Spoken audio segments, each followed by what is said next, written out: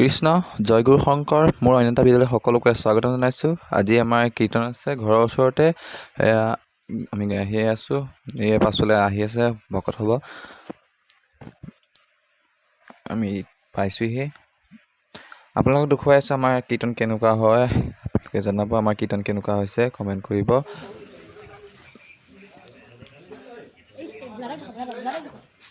এইফালে আহি আছে কুশল দা আৰু বিয়েন দা। কৃষ্ণ কৃষ্ণ কৃষ্ণ কৃষ্ণ।